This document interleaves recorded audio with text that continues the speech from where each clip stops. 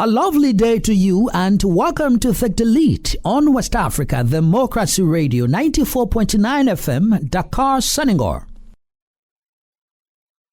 This program is all about young people in Africa. As usual, I am Augustine Cully taking you through. Our discussion last week was about slam, an act of denouncing evil using words. And trust me, you don't want to miss today's edition, which focuses on young people into music. According to the Merriam-Webster's dictionary, music refers to vocal, instrumental, or mechanical sounds having rhymes, melody, or harmony to express an emotion or an idea. Music is powerful in that it stirs great emotions and feelings, recalling colorful memories. It defines who we are, creates precious bonds and friendships, makes us feel better, and much more. However, in the context of our discussion for today, music is integral to young people's lives. It's young people's favorite hobby, equal to gaming and sport, drama, and dance. Young people are listening to more music than ever before, and they often listen while doing something else. This edition of Thick Delete will explore the various panelists' understanding of music, the characteristics, their musical interests, the impact of music on young people, among others. But before we begin the interactions, let's listen to Henry Amazing Tour, a Liberian musician who explains to my colleague Oge Oberika the history of his music career.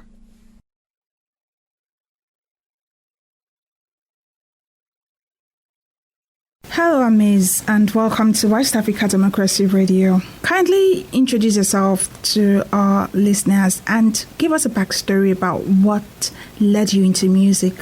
It's a pleasure again to talk to you and my people in Senegal, in West Africa. It's a pleasure. I'm Henry Amazing To CKA Amaze. I started my career back in Guinea like a decade ago when I was on a refugee camp there in Zerikori. So I started by going to high schools and doing freestyles, getting on school shows that had gained relevance, and came back to Liberia and joined this group called Treaties, one of the popular group in Liberia. That was a dance group, and later we transformed that group into singing their own songs and dancing their own songs. And quite recently, I joined the Hip Hop Accountability Network 2015 and started my journey. What do you mean by freestyle? I mean going and inspiring people because back then we never had a recording studio. We never had the opportunity to record in studio. So I just used to do freestyle, like you rap for people, entertain people without beat. Yeah, rapping straight from your head without beat, you know. Okay. What kind of music do you do? I do hip-hop music. In Liberia, we call it hip-hop, because the hip is borrowed from the U.S. hip-hop, and colloquia, the co is colloquia. In Liberia, the way we speak, the way we communicate is colloquia. So we call it hip-hop. So I do conscious hip-hop music. I use music as a tool for social positive change. Hip-hop music as a sub-English. So we infuse that with different beats, with hip-hop beats, and it's very good, trust me. And have you ever taken part in a music competition? Yeah, I remember I took part in a civic competition, multimedia competition. It was in South Africa. And luckily, I was one of the winners 2018. I won a global award from South Africa for the song Know Who to Vote For. So they had about 100 panelists, and we had to send our songs for that competition. And I came out victorious with another artist from Angola and another one from South Africa. Tell us, how does music make you feel? Well, music keep me going. Music is my strength. You know, music is the fool of the soul, so it get me inspired. So each and every day I visit the studio, and luckily through Accountability Lab, we were able to get a studio. So every day it keep me moving, it keep me grooving. And how do you get support for your music career? Well, when we started, I started with this group Treaties. We had this sponsorship 2007 to 2012, but when the sponsor left for the U.S., we were on our own. So since then, I've started doing my own stuff. It's a self-support stuff for me right now, and I keep it moving. It's like a business now for me. So the self-support.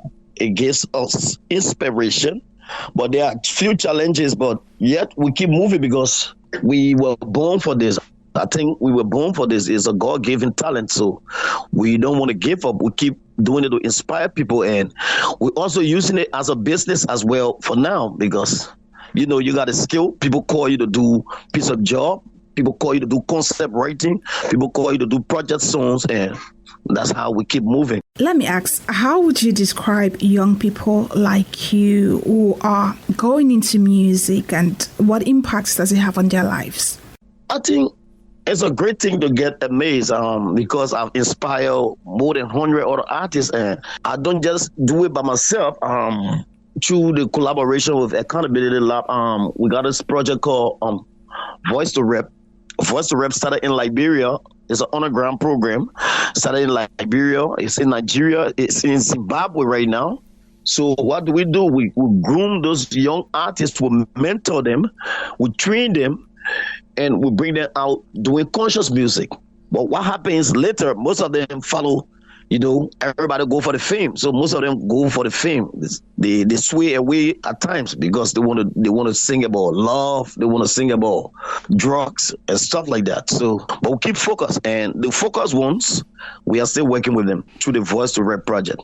And just before we let you go, do you have any recommendations for young people in music? Yeah, we keep ringing those bells to educate them, but you know, some of them are very stubborn, and some are there to listen because they are following us.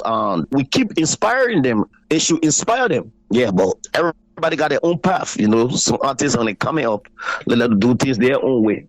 But those ones are focused. We talk to them every day. We offer mentorship. We offer workshop. We offer trainings for them. So in like next month, I'm gonna be coming up with this project, my EP, and it's called The Country of Men. It's gonna be coming up next month, and that's the project I'm working on right now. I'll be glad to share with the West African Radio as well to do promotions. That was Liberian musician Henry Amasinto explaining his musical journey to WADR's OK Operica. Meanwhile, we will play one of Ama's music during this program. This is Take the Lead on West Africa Democracy Radio 94.9 FM, Dakar. Let's introduce our panelists for today.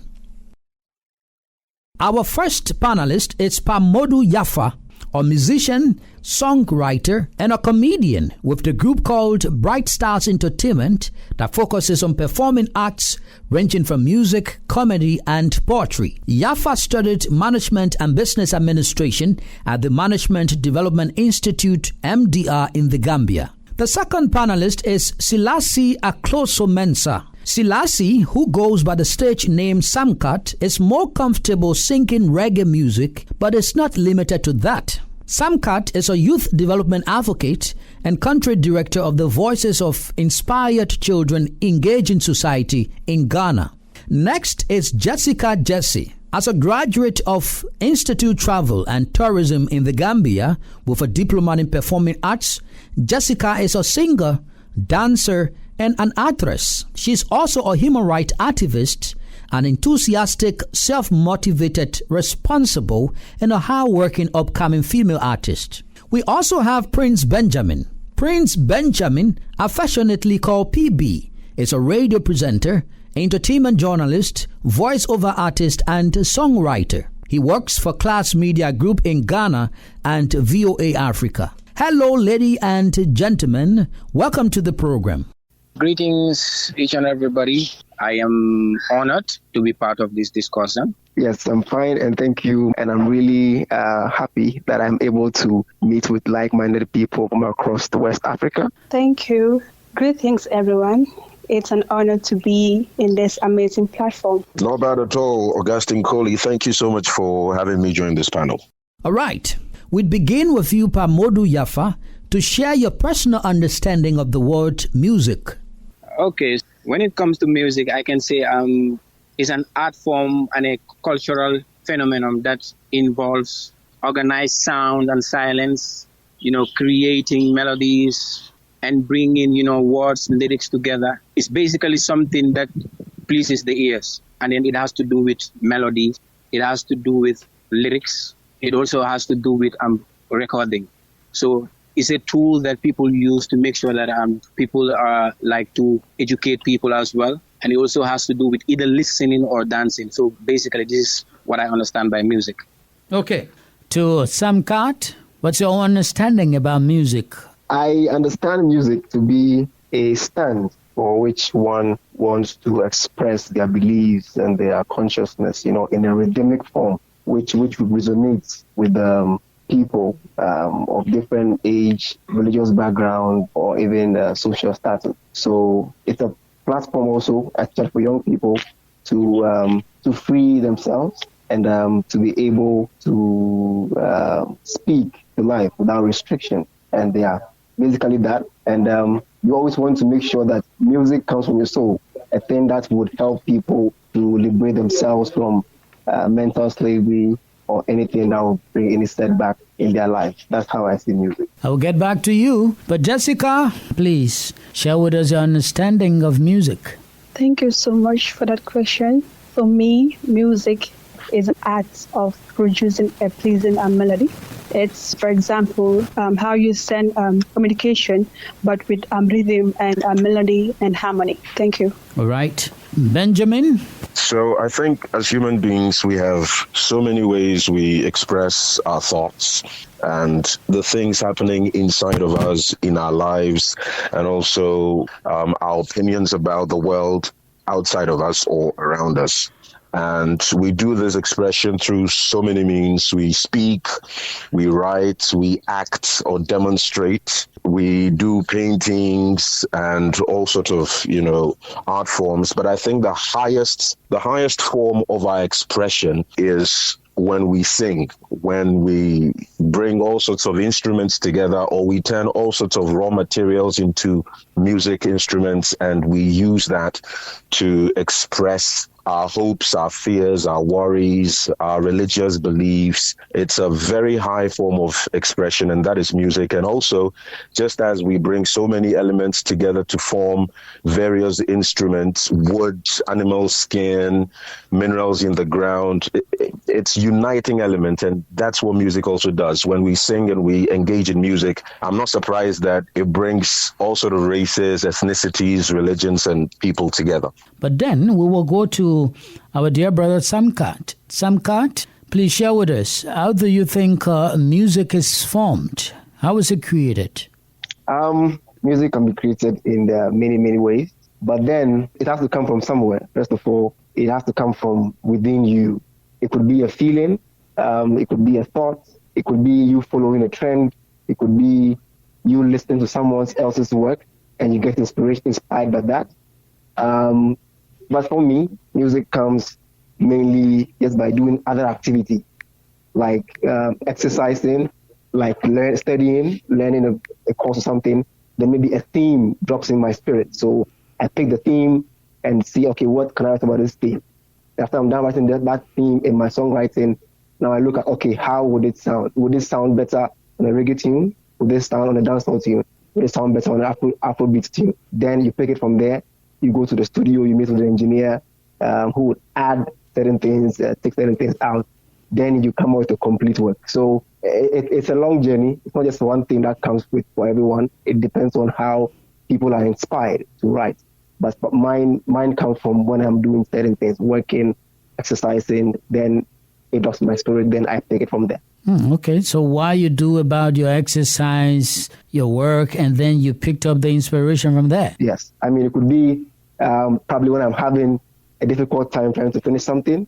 Okay, so what can I say about this difficult moment or difficult situation? All right, then I pick it up from there. It may come also sometimes, it can come with a tune. It can come maybe with a tap on the desk, pa, pa, pa, pa, pa, then the words begin to flow like that. Other times you have to write a few lines, give it some time for it to ferment in your spirit. Then after a couple of days, you get more inspiration or you have more words to add to it.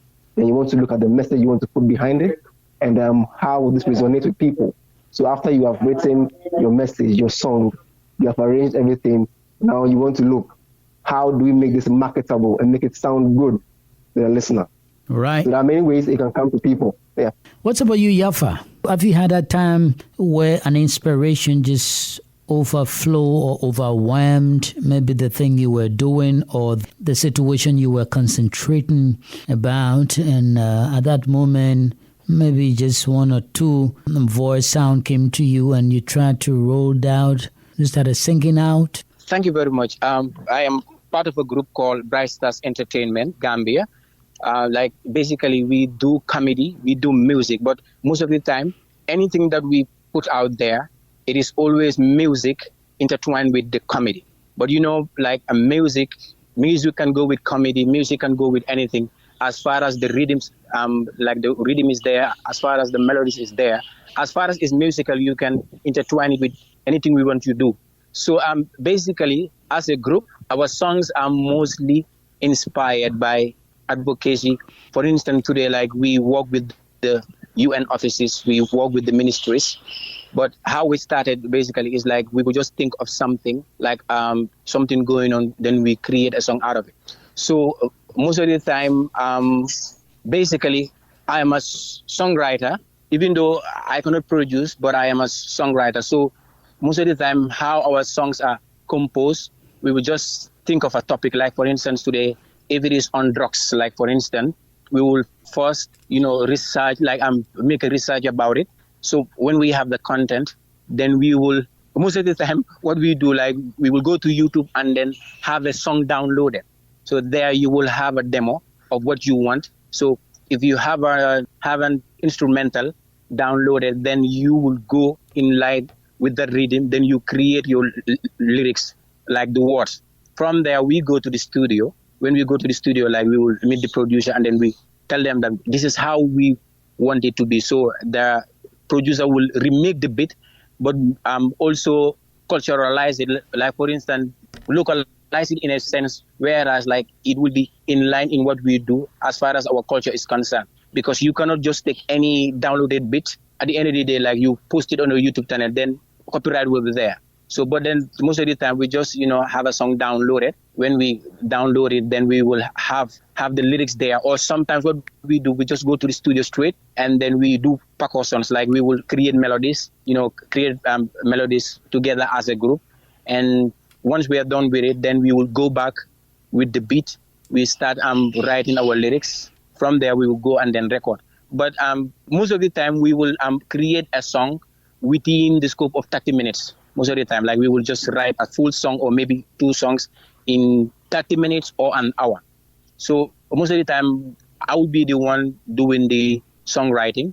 So, but I am inspired anytime we have a project or anytime we think of anything that we do, being it on downloaded bits. Sometimes I will just be walking around and then something like will just pop up on my mind and I will start singing or have my notebook and then start writing. So, but basically, this is how we compose our songs.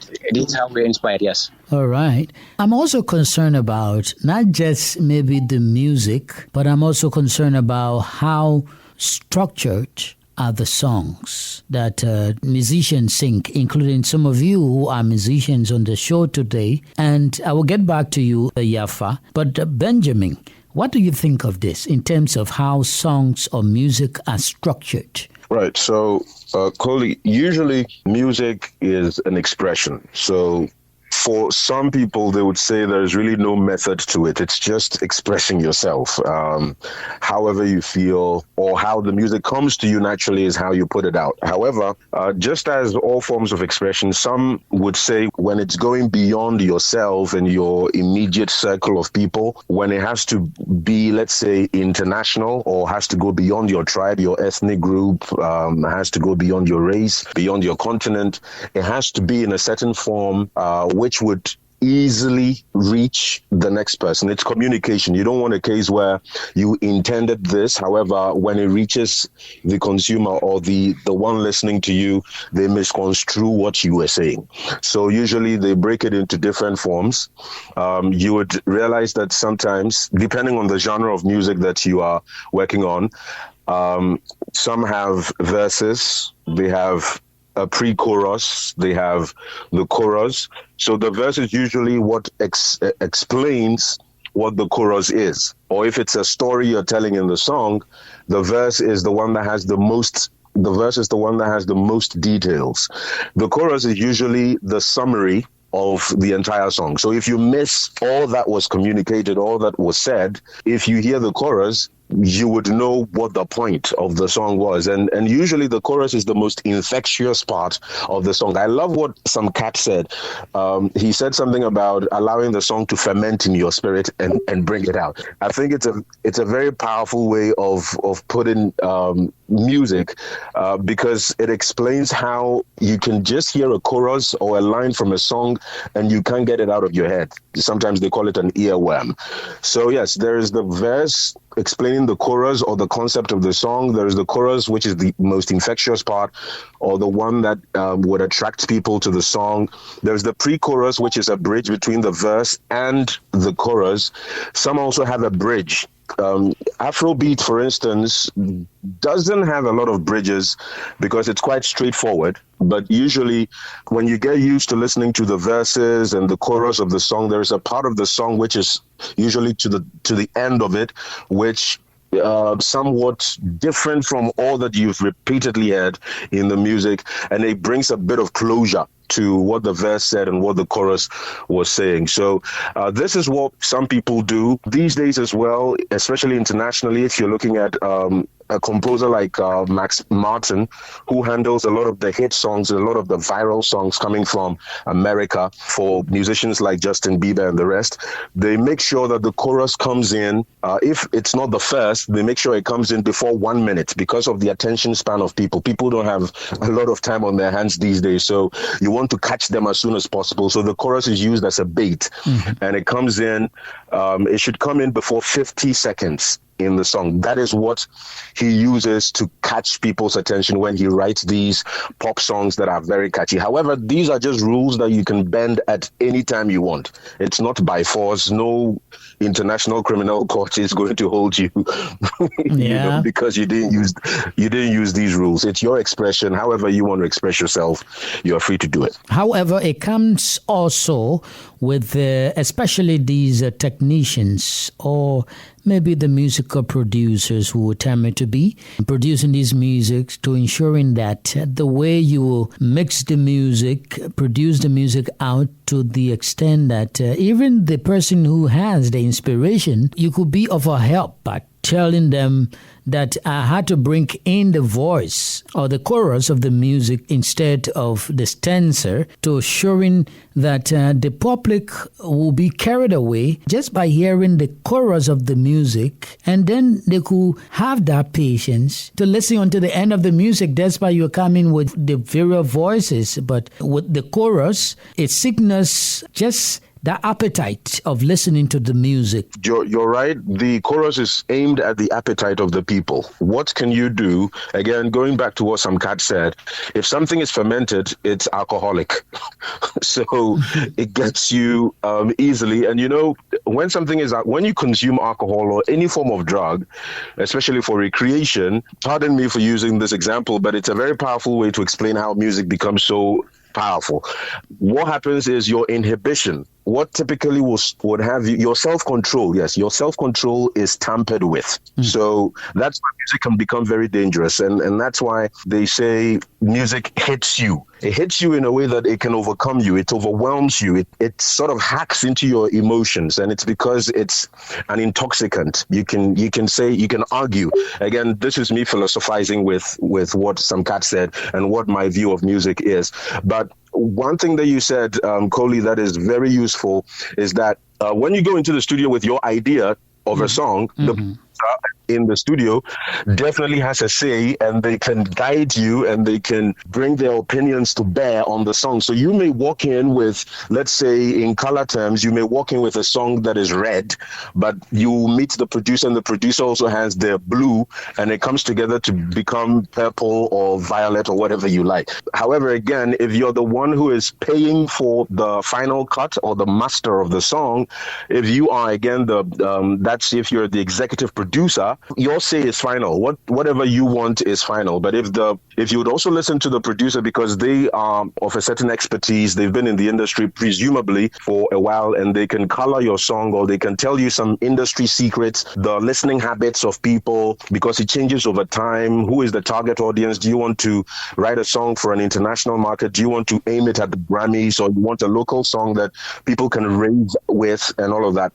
To end my submission, I personally dreamt of a song. So sometimes my songs come to me in dreams. It's not all the time, but I had a song that came to me in a dream, and I sang it over my phone for my friend who's a producer, and he totally understood it, but also remodeled the beat in a way that it inspired me even further to write verses for it. It's yet to come out, but if I say so myself, it's a very infectious and well-fermented song. When it comes out, it's going to be good. Yeah. Okay, it's going to be good. Can I add something to that? And yes, you have the time for a few seconds before we hear from Jessica, please. Yes, so when I made mention of the term fermentation, so I believe that when music comes or drops in your spirit, it's like a seed, all right? And a seed, when you put it in the soil, with time, it has to die in the soil, all right? It germinates into a bigger plant or a thing like that. So when the thing comes to you, sometimes you don't want to rush into it. Honestly, I don't go to the studio and do music based on structure.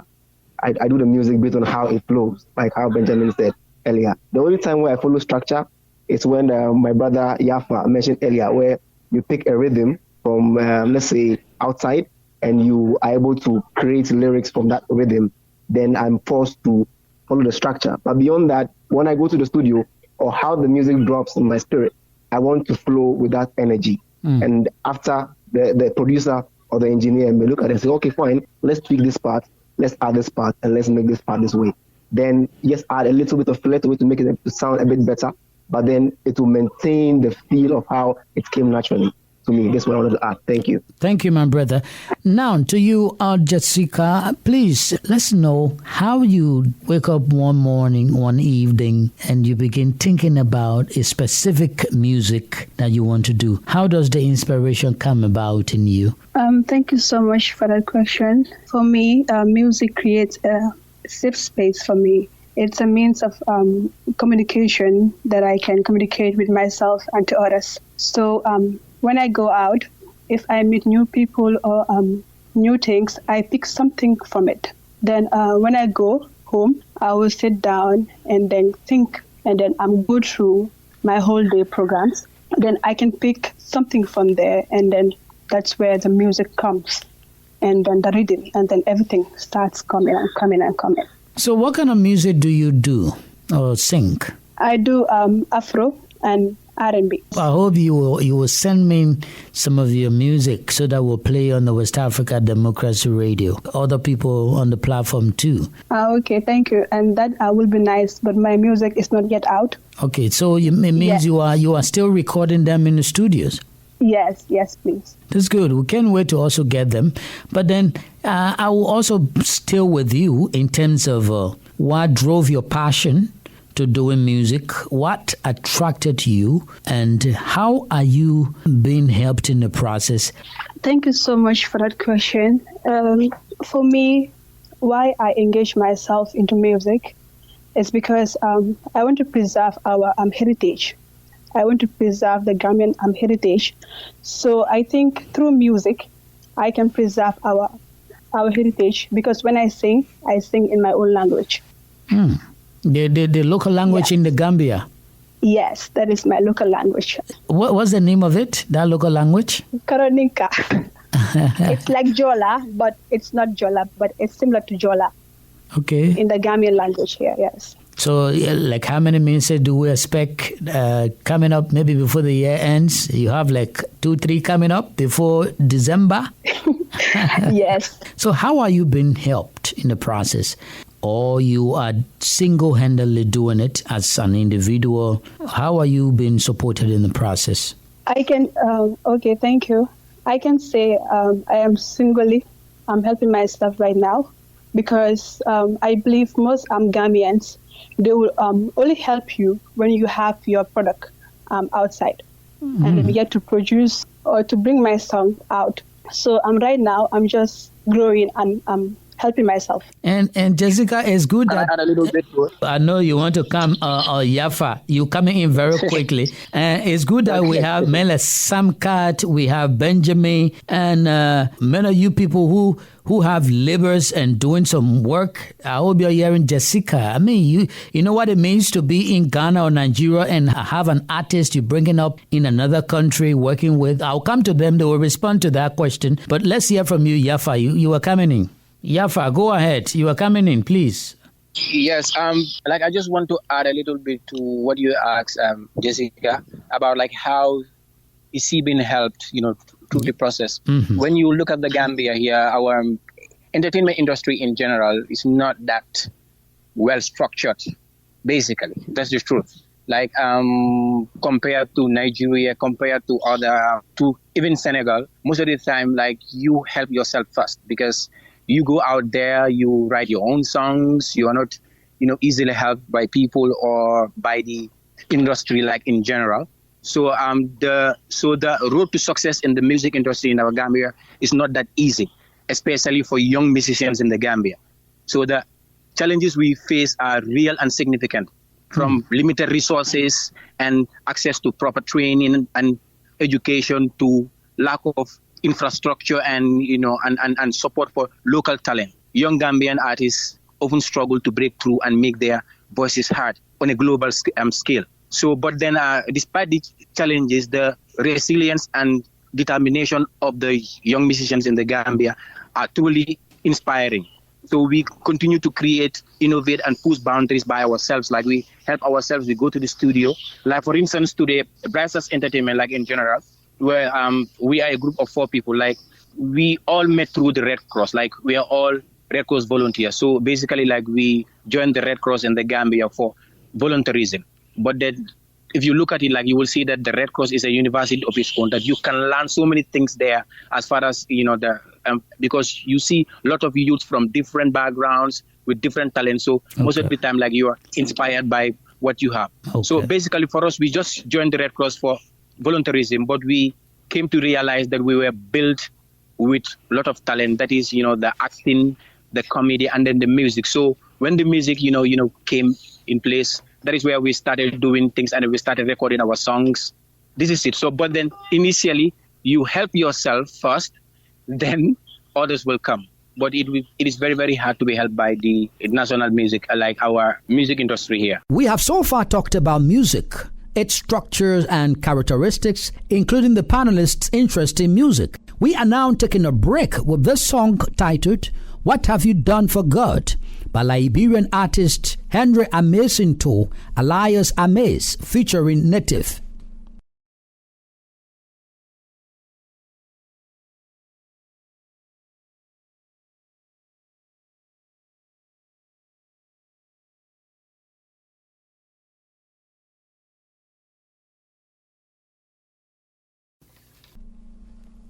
Liberian singer Henry Amasinto, alias Amaze, with the song What Have You Done for God, featuring Native. Welcome back to Take the Lead on West Africa Democracy Radio, broadcasting from Dakar, Senegal. And we are still discussing young people into music. We will now return to our panelists as they share their individual assessment of African youth's involvement with music. And we resume with you, Prince Benjamin. I think it's a great thing. It's become easier to make music compared to yesteryears. Now you don't need record labels to put your music out because of platforms like DistroKid, which would plug you to the Spotify's, the Apple Music, and Deezer, Boomplay, and the rest. You also don't need a producer. You don't need a music producer to make music these days. And I say that advisedly. I mean to say these days you can go on YouTube. One of the big producers in Ghana that I know who has worked with, he's given breakthrough songs to Sarkodie, Manifest, and the rest. He learned everything he knows when it comes to music production on YouTube, right? And he's bought his own equipment over the years. He's bought his own equipment. He's made money now. He is into videography. So you don't need a lot of the equipment, a lot of the human resource that back in the day you needed. When I traveled to Rwanda, I met a gentleman who, during the pandemic of 2020, he was just a regular student in a university in Rwanda. And since everybody was experiencing a lockdown and quite a gloomy time, he decided to get into music, and he learned how to produce music on the internet, and he started buying equipment. And yes, he had his laptop, he had a microphone, and he had a speaker, and now he's a music producer.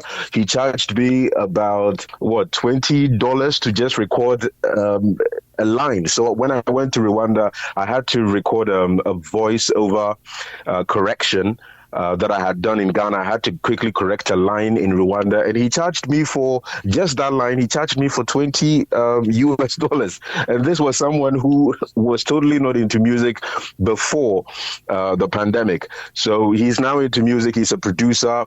I even showed him a few tricks on Fruity Loops, which is one of the platforms or softwares that people use to produce music worldwide, and especially in Africa. I showed him a trick on there, and he was blown away. Meanwhile, he is a producer in Rwanda, and I'm not a producer, but I knew a trick about it, and I showed him. I'm just saying this to highlight the fact that these days, anywhere you are, whoever you are, it doesn't matter what you learned for first degree. It doesn't matter whether you went to secondary school or you didn't.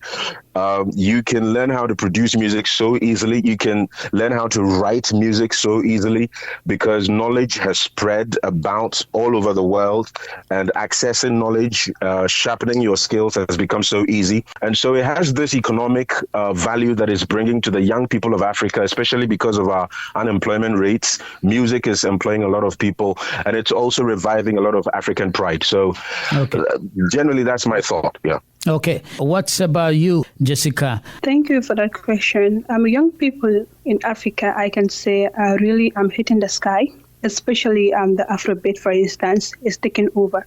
But for a female like me in the Gambia, we are still struggling to be outside.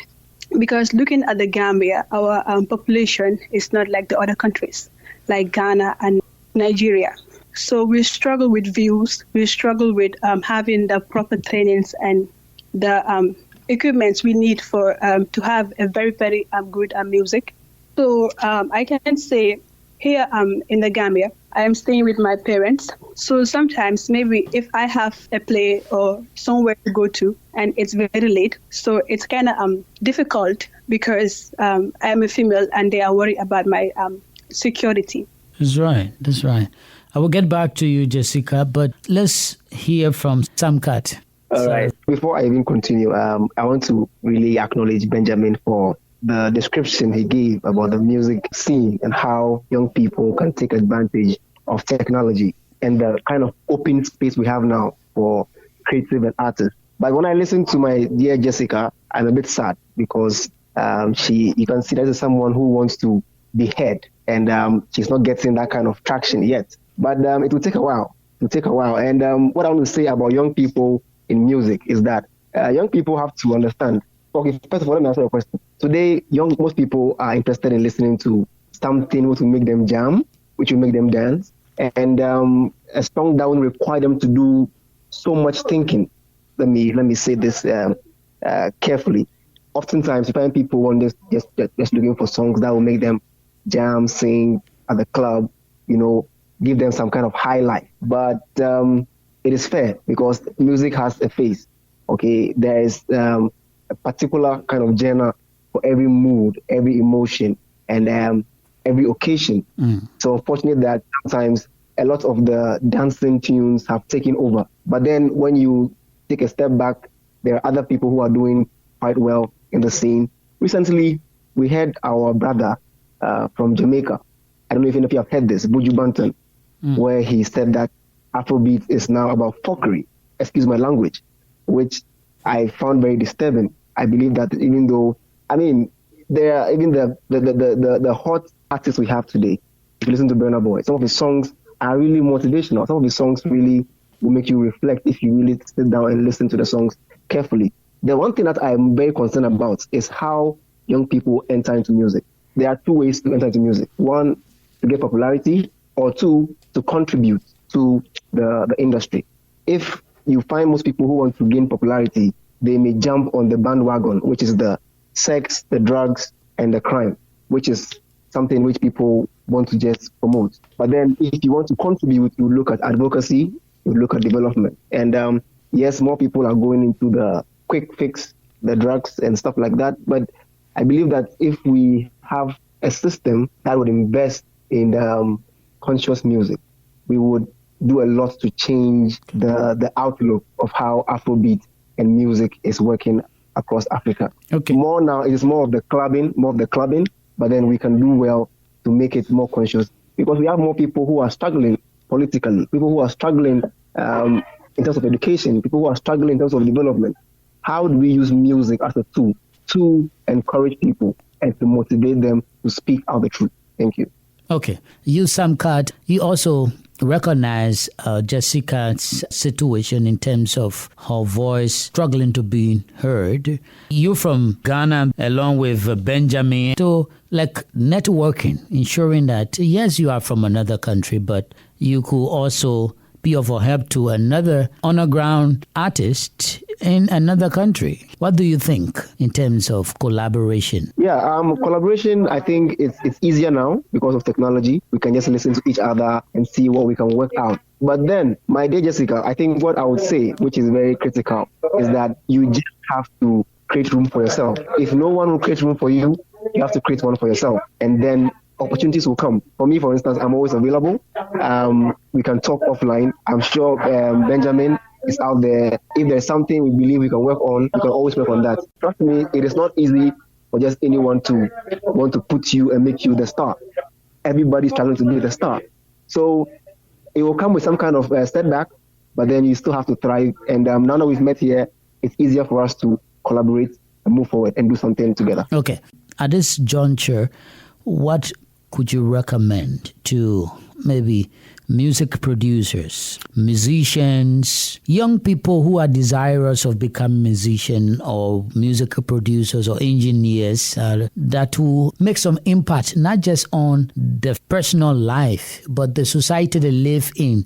Thank you for the question, Coley. So Jessica from the Gambia said something about doing music in her language so that it preserves the heritage of her people and the Gambia as a whole. I believe Yafa also mentioned that anytime he takes inspiration from a beat or music on the internet and they remodel a new one, they make sure that the Gambian culture or heritage is added to the song or to the music. Let me put it that way, because I believe that's what he said. So first of all, from just what sister and our brother from the Gambia have said, music by Africans should reflect the local story, local to West Africa, local to the Gambia, Ghana, Nigeria, Morocco, the northern parts, all parts of Africa, wherever we're coming from. When we make music as young people, we should ensure that we reflect our story. Before I leave you, what do you say about collaborating or helping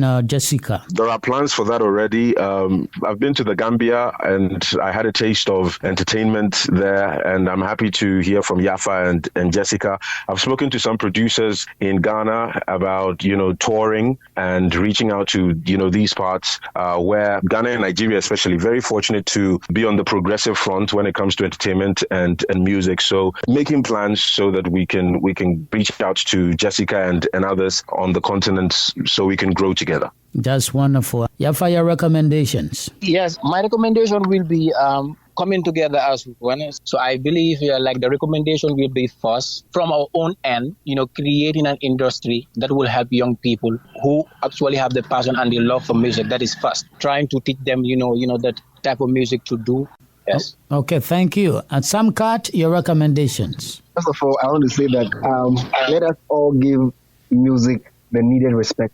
Music is not for the outcast. I want to see more people going to school and doing music. In fact, I started music after I got my degree. So it's something I want to encourage people. Get education, It will help you put you ahead. But if you can start before you finish education, that's fine. You can take it along and do that. Before you go into it, you need to understand why you're going into it. Thank you. Let's hear from you, Jessica. Music sometimes can be God-gifted, sometimes can be skilled. With that being said, it's important to invest in your passion. That is when you are involved in music, because only passion can work for you. You have to struggle, you have to work hard and invest in it to succeed. Yes, thank you. And that ends this edition of Take the Lead on West Africa Democracy Radio 94.9 FM in Dakar, Senegal. Many thanks to you, dear listeners, for joining the discussion on young people into music. Remember to take the lead in shaping the discourse for the betterment of young people in Africa. I am Augustine Cully, wishing you all the best. We thank you for listening to this program in Nigeria on Darling FM 107.3 Owerri, Southeast. We thank our listeners in Liberia on Alternative Youth Radio 98.9 FM, Nufa County, Kwakete Radio 100.9 FM, Barga, DCN Radio 91.3 FM, Riversest. In Sierra Leone, we thank our listeners on African Young Voices, Freetown, Radio Bath 91.3 FM. In Ghana, Radio Pod, Savannah Region, Reals FM 104.7 Wenchi. In the Gambia on Numi FM 94.0 North Bank Region, Radio Veritas 102.9 FM The Gambia.